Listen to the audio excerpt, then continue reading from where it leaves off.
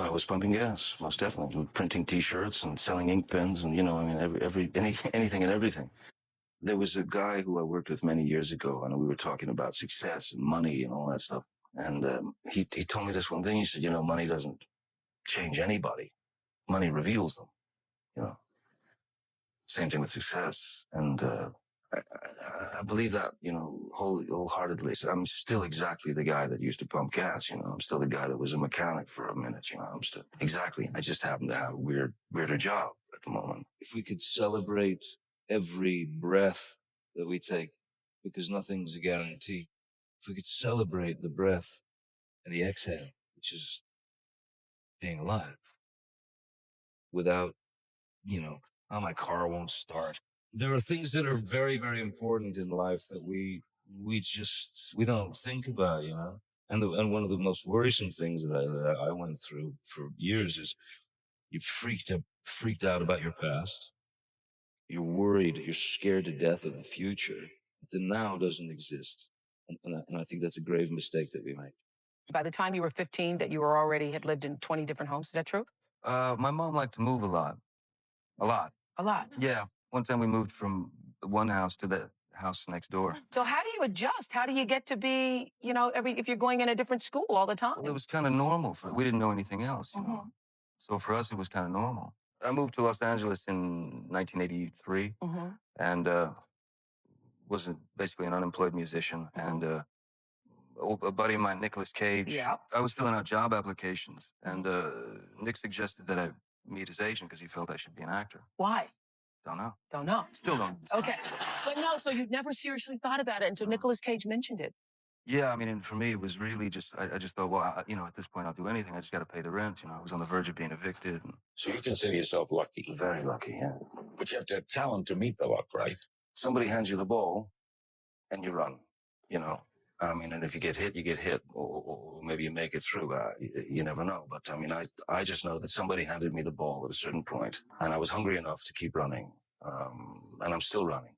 I maintain a hunger, but not an ambition. You went to play music when you quit school. You didn't go to become an actor. I started playing the guitar at the age of 12. Yeah, it was the first real passion that I had. So I literally don't remember going through puberty because I locked myself in a room at the age of 12, 13, and just played the guitar, learned things off records, and taught myself how to play.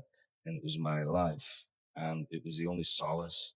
It was the only sanctuary. It was the only security. It was my first love. You have to realize that whatever your day is, whatever you're doing, whatever your job is, whatever people think of you or project you to be, none of it matters, really, until you look around and see people who are in need.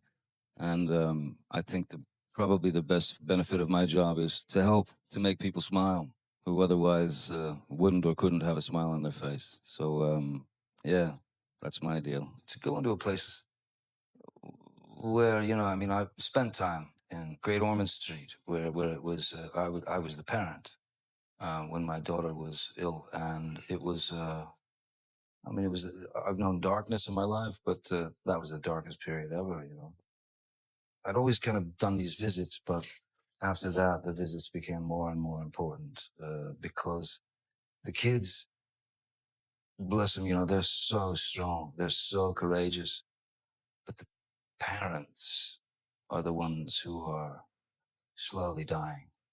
And to be able to bring a smile or a giggle to these people it means everything in the world to me. Do you look back and say, look, I did what I wanted to do. It's defining of me. There were other things that I probably should have done.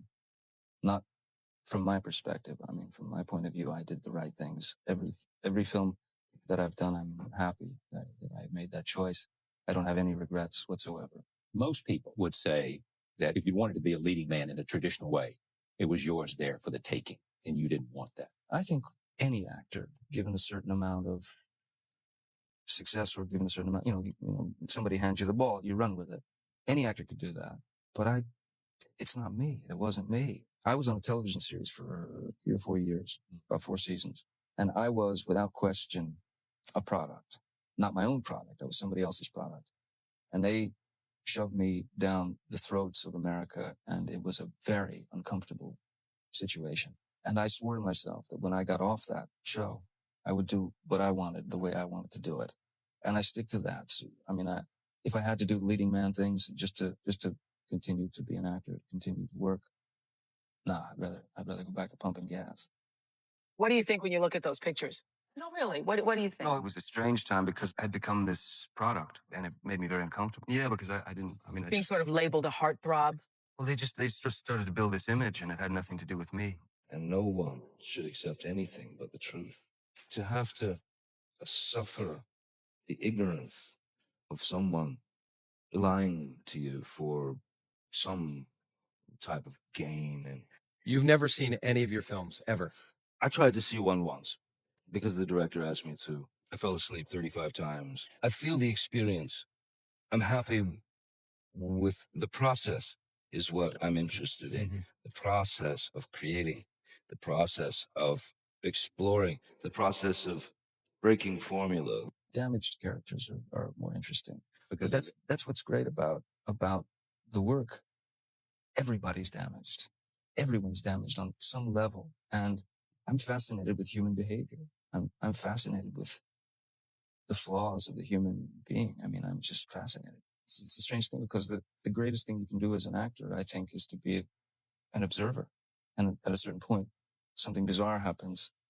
You're not able to observe in public anymore because everyone is observing you. So that's a kind of danger. Since May 27th, when my daughter was born, I have been floating. I smile constantly, which I never did before. And you never imagined you would have it this kind of. No, you can never. Everybody tells you, and their experience, and it's going to be something, sublime. But you just don't. You can't imagine until it actually happens. When you see this little angel arrive, she's everything. The baby's everything. It's so amazing. My little family. It's unbelievable. It's I don't know. It's the only thing that's ever happened. Really, the only thing. Everything else is smoke. What were you worried when you turned 50?